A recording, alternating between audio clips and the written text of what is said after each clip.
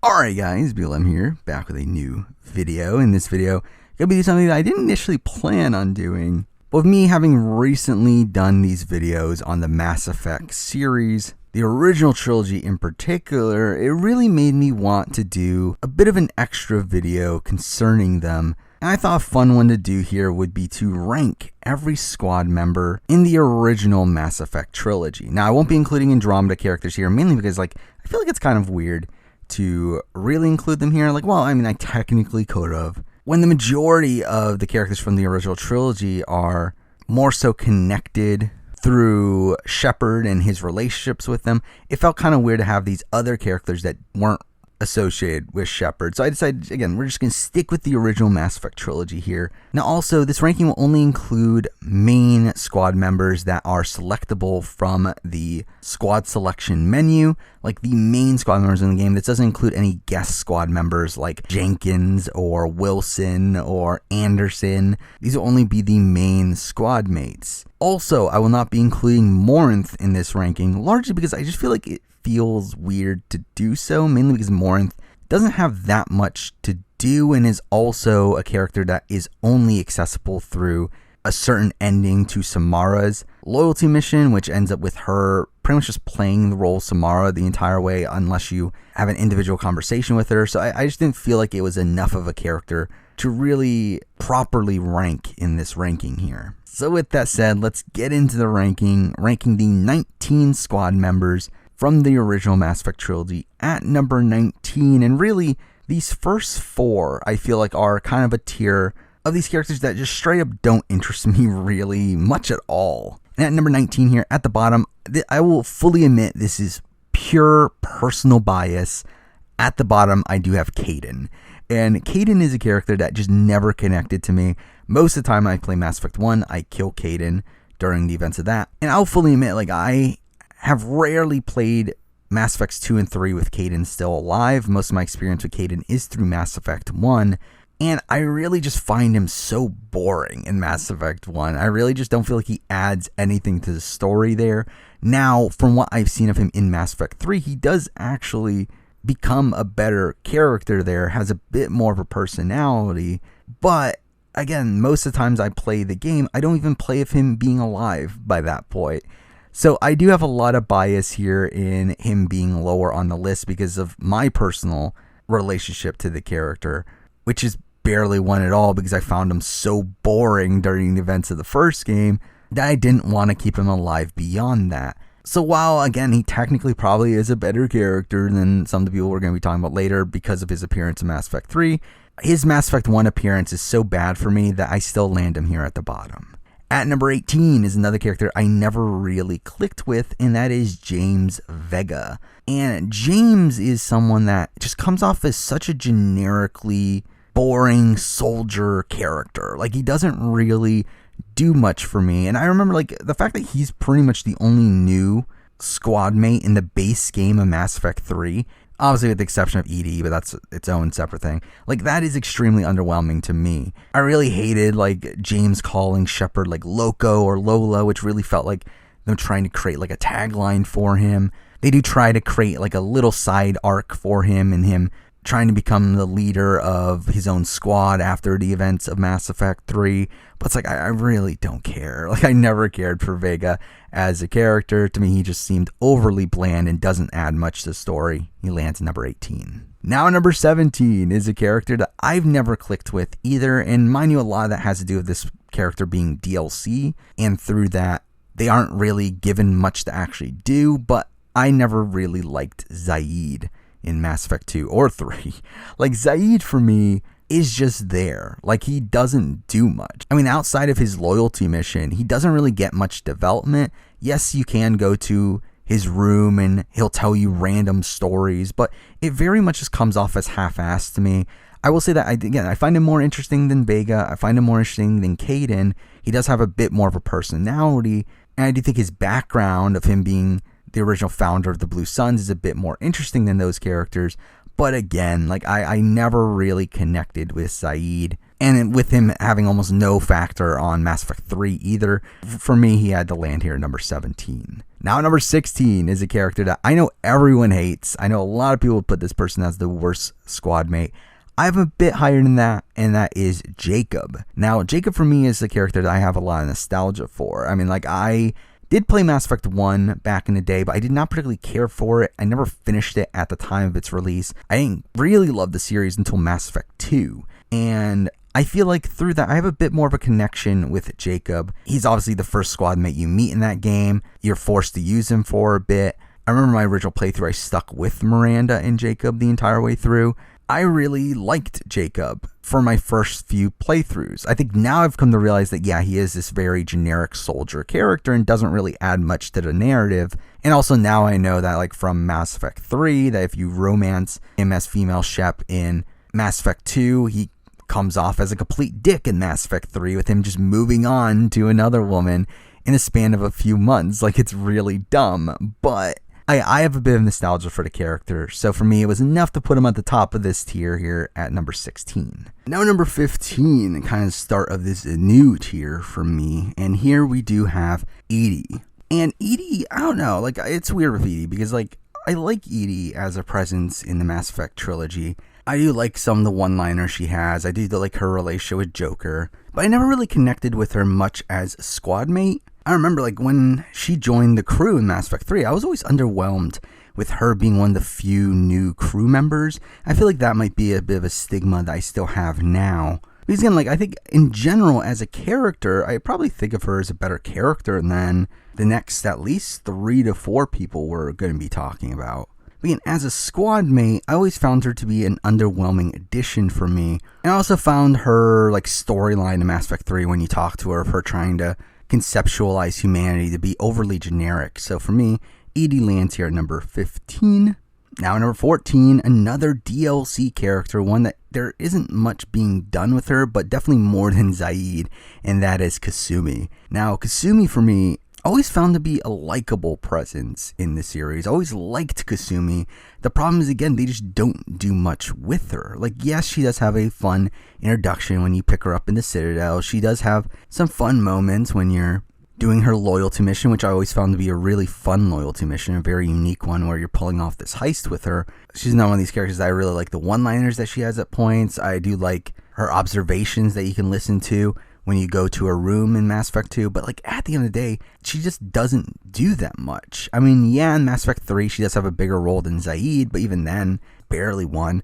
Like, based on what we have within the game, again, she just doesn't do much. Like, again, I like her as a character, I like her presence within the series, but she just doesn't add that much in the grand scheme of things, so she lands at number 14. Now, number 13 is a character that, if you asked me when I was younger, she would have been one of the top few characters. But now, after having replayed the trilogy and reanalyzing her character, and also remembering some things I didn't remember, at number 13, I do have Ashley Williams. Something I clearly did not remember was how xenophobic she comes off in Mass Effect 1. That's something that really surprised me when I replayed the game. Also, something that I've noticed on the replay is that she doesn't really develop much as a character. While I do think the initial background of her character is more interesting than that of, like, a Jacob or a Vega or a Kaidan, I do still think that at the end of the day, she is a pretty generic soldier character that doesn't really progress much over the course of the series. The reason she is as high on the list here is because, again, I have a lot of nostalgia for Ashley. I mean, she is a character I loved when I first played Mass Effect 3, and I liked how you manage her relationship with her through visiting her at the hospital, and that ends up deciding whether or not she lives or dies at the Citadel. She was one of the characters that I would try to romance over the course of the series when I first played it. But I do think now, at the point that I'm at now, I do understand the flaws within her character, but she still ends up landing here at number 13. Now, number 12, a character that I hated when I was younger. I mean, maybe hate is a strong word, but definitely a character I did not have any love for. But I do feel like on the replay, I've grown an appreciation for her, and that is Samara. Now, I still think Samara is one of the underutilized characters out of the crewmates in Mass Effect 2. She does have a decent role in Mass Effect 3 that I did enjoy, but for the most part, I do feel like she is one of the least utilized in 2, and that's always harmed my opinion of her. But I do feel like on the replay, I did get a lot of enjoyment from the conversations you would have with her aboard the Normandy, where you would learn a lot more about Asari culture. I did really like her loyalty mission that involves Morinth and the potential for you to actually end up killing Samara, which is really weird, but I really love that loyalty mission. I really love the exploration of her character and her customs. And again, I think her appearance in Mass Effect 3 is also really strong. So I definitely grew appreciation for Samara. But at the end of the day, again, I don't feel like she's utilized throughout the series as much as other characters that I have more respect for. So for me, Samara still lands here at number 12. Now, number 11 is the final DLC character on the list, but one that is definitely a lot more important to the series, and that is Javik.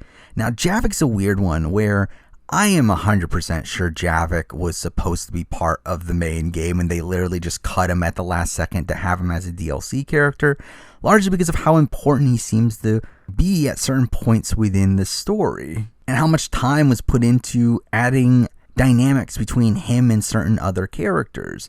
Like, you see his confrontations with characters like Liara and Tali that I think can be interesting. I really like the concept of his character, obviously being a Prothean, part of this like mysterious race that we've been trying to figure out about for the last 2 games. It is really cool that Javik is a part of our crew, and I think just conceptually he deserves to be this high.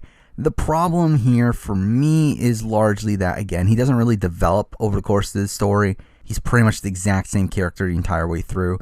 And I just feel like there are other characters that I have a lot more of a connection with at the end of the day. So for me, Javik lands at number 11. Now, number 10 is another character like Samara that I just did not like when I originally played the trilogy. But I do feel like now I have grown a lot more respect for his character, and that is Jack. Now, Jack, again, is a character that never really clicked with me right away, but I do think now I've come to really respect her characterization. I really like her background of her being experimented on as a kid by Cerberus and dynamics that stem from that. And I do love her character arc over the course of Mass Effects 2 and 3, where by Mass Effect 3, she's found like this new family and these students and really has grown as a character. I also feel like her role in the series feels a lot more important than someone like a Samara. Like, while Samara probably actually adds more to the world building of the series, I feel like the actual character of Jack does more. So for me, Jack lands here at number 10. Now at number 9, we have a character that I know is very well beloved within the series, and I love this character as well. I mean, like, really, for me, this top 9 are all, like, fantastic characters that I absolutely adore. But for me, he does land at the bottom of that grouping, and that is Legion. Now, Legion, for me, is a character that I do feel like, for the most part, within 2, is kind of just there. I mean, yeah, he's kind of badass. It's cool to have a Geth as part of your crew, especially after your encounters with them in Mass Effect 1. But for me, it's really not until Mass Effect 3 that I feel like he kind of shines. But then, even then in Mass Effect 3, like, I never found him to be as interesting as many of the other characters that we'll be talking about later. Like, I love Legion. I think he's really great for what he is. Again, he's a great concept of a character and is a really likable figure within the series. But I think in the grand scheme of things, like compared to the next 8 that we'll be talking about, I just feel like they're all more fascinating characters to me. So Legion kind of gets left behind here at number 9. Now number 8, and this one was kind of all over the place. This is a character that has jumped around from being within the top 5, moved him back out, moved him back up to like number 6, and I just moved him back down to number 8. He's a character I do love. It's a character that, I'll be honest, like, I never really connected with until my most recent replay of the series, but I do still love this character, and that is Wrex. Now, as I mentioned before, Mass Effect 1 is not the game I'm the most familiar with in this series. Before the release of the Legendary Edition, I had actually only fully played through Mass Effect 1 on my own once. And because I do feel like a lot of the interactions within Mass Effect 1 are a lot less impactful to me than the ones later in the series. And because I do feel like Wrex is a character that I kind of just forgot about, really, before my playthrough of the Legendary Edition. And I think through that, particularly through playing Mass Effect 3 with him alive, I really loved Wrex as a character there. I love the interactions with him and you trying to work with him to cure the genophage. He has great character moments here and there. Like, I really liked Wrex a lot more, The struggle for me has been, is he higher or lower than a certain other Krogan that we'll be talking about? And for a while I thought higher, but then in my latest reassessment, right before I made this video, I decided to go lower, just because the other one feels a lot more personal to me in my experiences with the series. But I still do love Wrex. I think he is a really fun character throughout the entire trilogy. So he lands here at number 8. Now number 7 is that other Krogan I was mentioning, and that is Grunt. And I've always loved Grunt. To be honest, if you asked me when I was a kid, Grunt would be like top 3 probably. And on the replay now, I still love Grunt. I think Grunt is such a likable character. I really like this concept of him essentially being a child Krogan and you trying to mold him over the course of the series. I really like his interactions with Shepard. I love the way he talks. I really just love almost everything about Grunt. I absolutely adore him. I mean, the reason why he's not higher on the list is because at the end of the day, I do feel like other characters get more development than him. It does feel like he gets a lot less integral screen time than a lot of these other characters, where from this point forward, the remaining 6 characters are all either long-lasting characters or characters that are directly influential to the main plot, while Grunt is just simply not. Again, you can simply just never open his tank, and through that, not much actually changes. But at the end of the day, I do still love Grunt as a character, and he lands here at number 7. Next up is number 6, and number 6 is a character that for sure would have been number 1 when I was a kid. I adored this character when I was younger. I do think as time's gone on, and as I've replayed the trilogy more recently, I just feel like there's other better characters, but I still do love Miranda. I do still have a lot of nostalgia for the character. Even on my first replay that I did on the Legendary Edition, I did spend a lot of time with Miranda, my squad, and romanced her through Mass Effects 2 and 3. And again, like, I still have a lot of connection to Miranda. I still really do like the character. I do like this concept of her creation, where she's supposed to be this perfect being, but recognizes her imperfections throughout the series. But at the end of the day, again, I just feel like the top 5 are, for me, the definitive top 5. I felt like they were in a tier of their own. I don't feel like Miranda's characterization is as strong as those other 5. For me personally, even though I do still love the character, so I had to leave her here at number 6. Now number 5, and again, I think these top 5 are all very, very close. To be honest, there isn't that much of a difference between really any of them. Like, I think they're all fantastic characters. And at number 5 here, we do have Mordin. Now, Mordin is one that, again, like, I think there's an argument for him being higher. I think there's an argument for him really being like number 2 or 3. I really love his character. I do love the way he talks, like how he answers his own questions, how rambly he is. His singing is obviously a notable trait of his. That's kind of a hilarious quirk. And I also really just like his story of being this scientist that starts off the series being very supportive of the genophage, but then he ends up sacrificing his life in Mass Effect 3 in order to stop it. I think that's a very satisfying story arc. Again, obviously that is determined by some decisions that you end up making, but again, if you do get that ending, I do think that is a satisfying end for his character. The only reason he's not higher on the list for me is I do feel like, in terms of Shepard's connection to Mordin, I never really felt like the connection was there as much as the other characters we'll be talking about. Like, well, yeah, you can talk to Mordin and have some in-depth conversations with him. I always felt like there was a little bit of a disconnect there in comparison to the characters we're going to be talking about. So for me, I decided to leave Mordin here at number 5.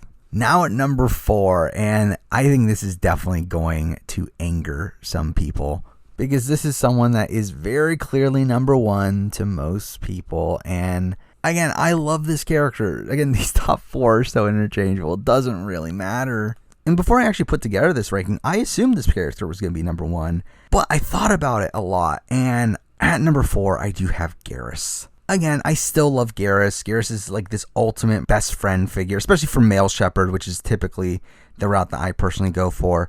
I do love the role that Garrus plays for that version of Shepard. And there are some great one-on-one scenes between the two. I think there's some great conversations between the two. There's some great one-liners from Garrus.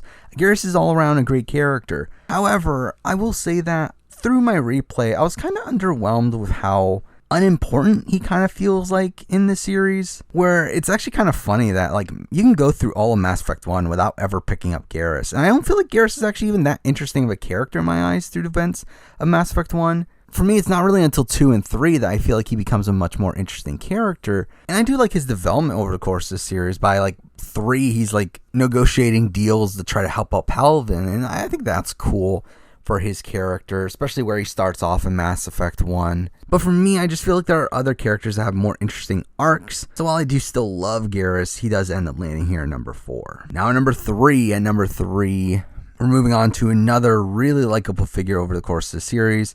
And here we have Tali. Now Tali for me is kind of the little sister figure for Shepard over the course of the series, kind of the female version of Garrus in a way. I always found Tali to be really, really likable, and I feel like Tali's more important to the overall story than Garrus is. Again, like, in comparison to Garrus, who you can simply go through the entirety of Mass Effect 1 without ever adding him to your crew, Tali is necessary for Mass Effect 1 and helping you expose Saren. Like, while you can technically finish Mass Effect 2 without ever picking out Tali, I do feel like her loyalty mission feels more important to the grand scheme of the story than Garrus's does, where in Mass Effect 2, like, her loyalty mission can play a major factor into the relationship between the Quarians and the Geth. I also feel like it's a great exploration of the Quarians, and really Tali in general is a great like pathway into learning more about the Quarians. And I feel like Mass Effect 3 gives her a bevy of like really fun character moments to bat. And I think also just seeing her grow from in Mass Effect 1, where she is this young girl going on her pilgrimage, to being a pretty major factor within the Quarian fleet by the time of Mass Effect 3, I think is a very satisfying arc for her as well. So for me, because of her importance to the series, I did feel like she ranked above Garrus for me here at number 3. Now at number 2, and at number 2 is a character that I just really love. Like, while this character isn't nearly as important to the series as either Tali or Garrus, I mean, this is a character that I just adore, even on the replay, and that is Thane. And Thane is of an archetype that I've always personally loved over the course of media. Like, this character that knows his death is coming and tries to right his wrongs before his death. And while that can come off as extremely generic, I do really love Thane's role over the course of the series. I really loved like the mystery he has when you're initially trying to recruit him to your crew, with him being this assassin on a mission, you trying to hunt him down. You then have his loyalty mission where you help him with Koyat. And by the time of Mass Effect 3, with him like starting to actually die, and he helps you take down Kai Lang, only for him to be mortally wounded, and you have this really satisfying farewell to him, especially if you have the Citadel DLC where you get the actual funeral. It's like, it's all fantastic. It really is. I absolutely adore a lot of what Thane's character brings to the series. I also love the exploration it is of the Drell, which is a race that we just don't see that much of over the course of the series. Thane is a character that's always connected with me, and I still love him now. He's here at number 2.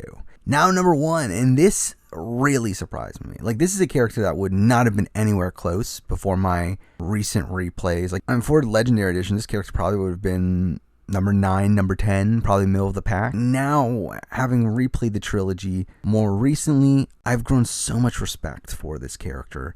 At number 1, I do have Liara. This is the weird thing, because like I feel like Mass Effect 1 Liara is fine, and I feel like that's the way it is with a lot of these Mass Effect characters, where like in Mass Effect 1, they're fine enough, and to be fair, Liara gets a decent amount of screen time in Mass Effect 1, especially if you get her right away. And does play a pretty important role in the story, where she helps you find Ilos and learn more about the Protheans, and like, oh, that's really great. But like, I never really felt that attached to her character over the course of Mass Effect 1. But then Mass Effect 2, through the layer of the Shadow Broker DLC, I feel like she becomes a lot more likable of a character. She kind of has this arc where she starts off Mass Effect 1 as this very socially awkward, unconfident sort of figure, and in Mass Effect 2 she becomes the Shadow Broker, this major source of information in the underworld of the galaxy. And we move that on to Mass Effect 3, where I adore Liara in Mass Effect 3. She's become so much more likable as a character. I feel like the exploration of her character is a lot better, as well as now we see her being developed, and while she doesn't develop much over the course of Mass Effect 3, we get to spend time with the more developed Liara and help her through certain struggles like the fall of Thessia. She really becomes like Shepard's second command over the course of Mass Effect 3, and I just felt like overall that was such a satisfying arc to see. I really just love the interactions with her over the course of Mass Effect 3,